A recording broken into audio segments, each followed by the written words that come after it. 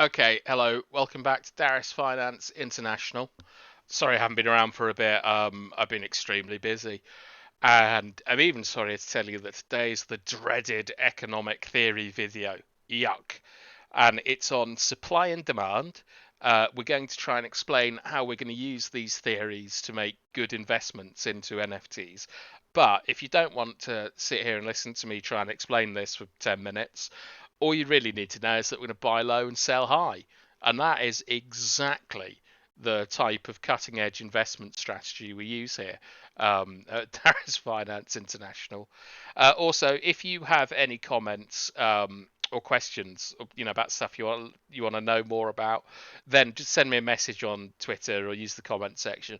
I don't really care about likes and stuff like that, but if you do have an interesting question or you want to tell me about something, I'm all ears.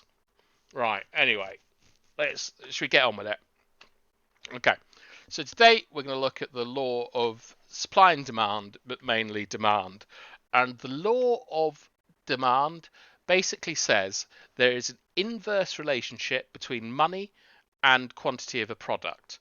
And that basically means that as the amount increases, the price decreases, and as the price increases, the amount decreases.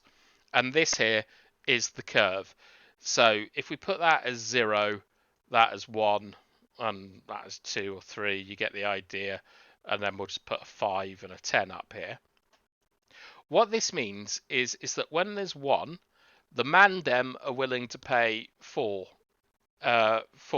for it. Okay? But it also means that the guy selling is willing to take $4 for it. It works both ways. And a key tenet of this is that everyone is happy with the transaction. Now, the law of supply says that as price increases, quantity increases. So it's essentially the opposite, and it does that. And then here, in this kind of area around here, you get an equilibrium where the market kind of decides the price. If you want an example of like the law of supply at the moment, graphics cards are mentally expensive. And you will think that they're very difficult to get hold of, but they're not. They're just difficult to get hold of at a price that you want. There are loads out there. You just have to pay for them. And if you want to see, like, this is a properly drawn demand curve, and this is a properly drawn supply curve, right? But what we're most interested in is what explains this curve. And if we know what explains the curve, that means that we can sell here and buy here if we understand the curve. So there are three things that explain this curve. Substitutes or substitutions. We use substitutes, income. I've forgotten the last one. No, I haven't. It's utility. All right. If any of them are spelt wrong, I don't fucking care. But okay, so all of these play into each other. The easiest one to understand is utility. Utility means that the more you own of a product, the less useful it becomes. Classic example would be like a car. One car, fantastic. Two, great. Three, what's the point? Four, like you use the usefulness, you use the utility the more you own of something. Income and substitutes are linked. So income is basically your purchasing power, and substitutes are they're sometimes called normal and inferior goods. So if you go to the supermarket, you'll have like their own cauliflower or whatever versus I don't know who makes premium cauliflower, fucking Del Monte or something. But anyway, you when you have more income, you're more likely to buy expensive products, and when you have less income, you're more likely to use substitutes. So up here, let me get this up. Up here, you're more likely to buy substitutes, and down here, you're more like down here you're more likely to buy name brands. Right, I hope that's clear. I think that's clear. Okay, so that explains the curve. Now, I know what a couple of you are thinking, which is if you have a supply curve like this, where more is released as the price goes up, why isn't this the case with NFTs? Or is it the case with NFTs? I don't know. Well, with NFTs, what you normally get is you normally get 10,000 profile pictures in a drop, and the top ones are always about here because there's a limited quantity for them, right? And if we go to this cool article that I found on shoes, shoes are quite similar to NFTs in the fact that companies like Adidas and Nike will release, they'll release like 100, 200 Yeezy or Travis Scott shoes or whatever.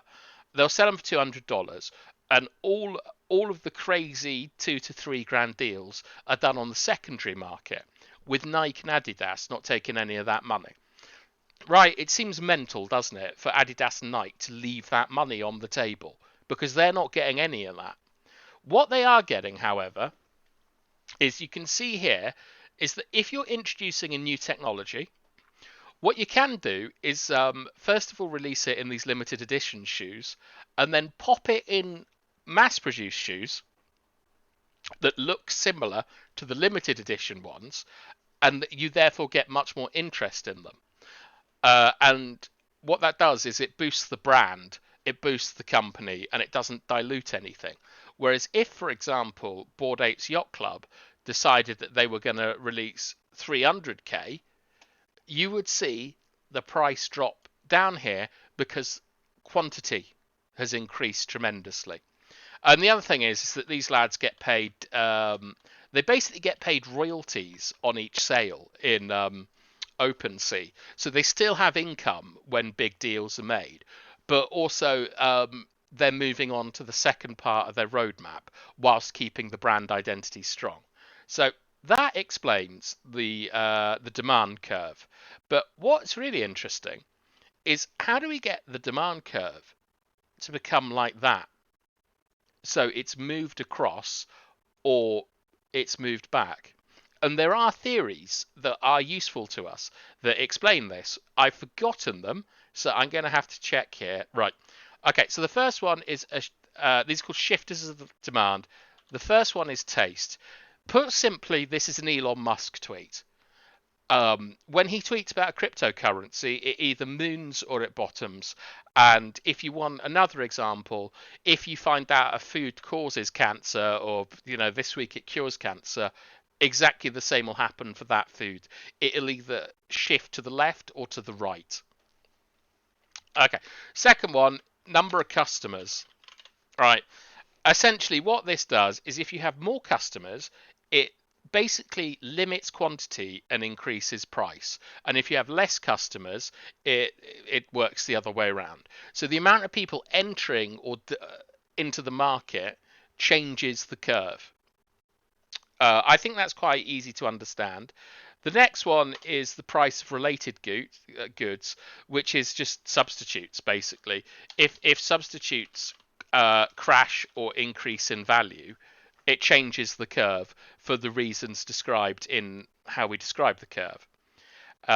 So basically, if you like chocolate and there's a shit chocolate bar that becomes really cheap, that might just move the curve across. Income and expectations. I think these are quite easy to understand. Like if you have more or less income, you're either going to buy substitutes or you're not. And expectations is if there is like hype around something. So very similar to taste. But that's what changes the curve. I'm very sorry about that noise. I wish Windows would fuck off sometimes. Okay, so that's essentially how we describe the law of demand. And I just want to get rid of this here. Okay, cool. Now, what we want to talk about now is elastic and inelastic goods, which is elastic goods, basically they change according to supply and demand, but inelastic goods don't. And the easiest way of distinguishing between the two is what goes on sale and what doesn't. So, for example, fuel is an inelastic good because the demand doesn't change based on the price because it's necessary. And for example, something like insulin is another classic example where it doesn't matter how much it costs, the demand stays the same. And then you have elastic goods, which could be like strawberries, pancakes, whatever, where they're much more sensitive to changes in price. Okay, right. So why are we talking about elastic and inelastic goods? Yeah, so I just check in here. Right. The reason we talk about inelastic and elastic goods is that there's quite a lot of argument in the world of art if art is an elastic good or if it's an inelastic good. And the actual answer is some art is elastic and some art is inelastic. But the key thing is something called a Veblen good. Okay, I'll type it up here so you can correct me on my pronunciation. That's a Veblen good, which is named after an economist who discovered that there are some products where the demand increases as the price increases. So these are things like Ferraris, like or I don't know, Supreme clothing or whatever. That the higher the price, the more demand there is. Essentially, so status symbols. And if you want to know about NFTs, the Bored Ape Yacht Club and punks, crypto punks, are Veblen products, right? They are. If you can get into these now, you're going to make millions from them. But unfortunately, they cost about 500 grand or something to get into. But those are Veblen goods. Okay, so some NFTs will be in it. You can't explain them using supply and demand. You just have to say, lads, they're Veblen. All right. So what does all this mean to an investment strategy? Well, there's one thing that supply and demand doesn't take into account for NFTs that I think we should, and it is this thing here, which is price. Because the people seem to be distinguishing the price in dollars and the price in ether. Okay, so for example, now ether is it 4.7? If we look at the price of Ethereum today, okay, it's almost 4.8, right?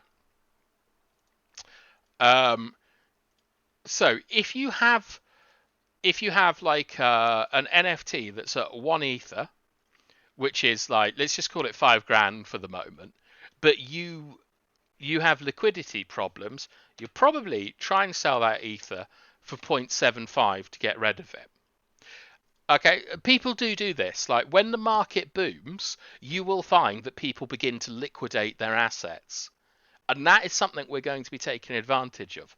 The second thing is gas fees, right? Gas fees are basically whenever you do a transaction on Ethereum, it has to go out to miners to process the transaction essentially, and it is the best example of supply and demand because the more quantity that it's the reverse of supply and demand actually. Basically, the more busy the network is with more transactions, you have to pay more in order to get your transaction done. So it's not the law of supply of demand, sorry, it's the law of supply.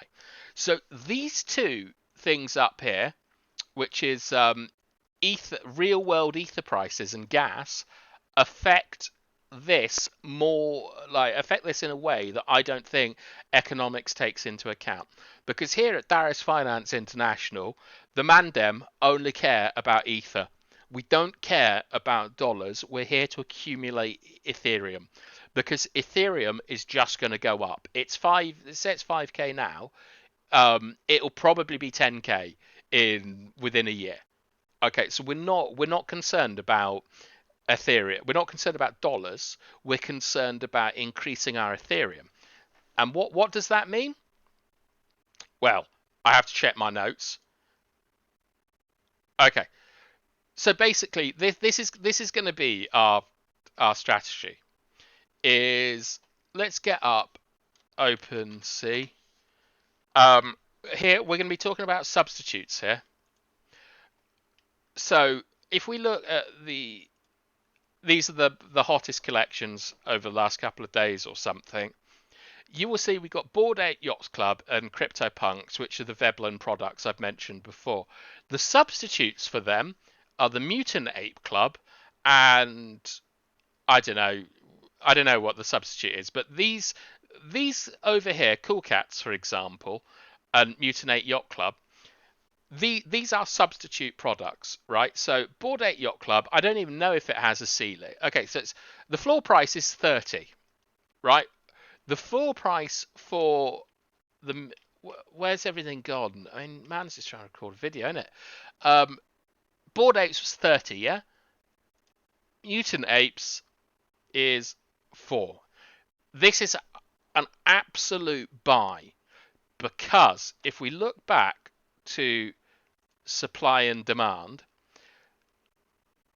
with our scale here, at the moment, I think we're in a market like this where there is a lot of stuff available to buy at the moment, right? So when supply is high, we're going to look at substitute products like the Mutant 8 Yacht Club, and we're going to do something on Deadhead soon. But we're gonna look for substitutes, even though these are very expensive. We're still going to try and get them. Okay. So yeah, so we're down here. So supply is limited. When supply, when the price of Ethereum $2 or gas goes down, meaning people think they have more spending power, that's when we're going to look to shift the substitute products because quantity is lower and price will be higher. Is there anything else here? Oh yeah, we're also always going to look to buy quality stuff. We're not just looking for nonsense. Yeah, we also have to look for seasonal changes because I think real world liquidity is what is driving this market. So, for example, now we're in November. I think that towards the end of November will be the best time to buy stuff up because Ethereum's high, Christmas is coming, people will want liquidity, and they'll be willing to sell at lower prices than they should be selling at. Because to be honest, anyone can sell a £10 note for £9, and we are looking for the people that are doing that. And I'm trying to make this video a little bit shorter. Anything else on this side here? Yeah, we're also looking for NFTs with utility. That means access to Discords, mint passes, and things that will play into the metaverse. So I think I'm going to stop the video here. If you have any questions on this, like, please feel free to find some way of contacting me. But essentially, to wrap this up, what we are going to do is we're going to use the laws that or the rules that we've kind of discovered in the last couple of videos about high quality products with a good team and distinguishable features. And we're going to try and buy those products when ether prices and gas prices are high, and people are trying to basically liquidate their assets. And then when the next lot come in, for example, there will be people with Christmas money spending in January, and we want them to be spending on us. That's basically the plan from Darius Finance International. So I'll try and put a fun thumbnail on. But anyway, I'll see all you lot in the next one. Bye bye.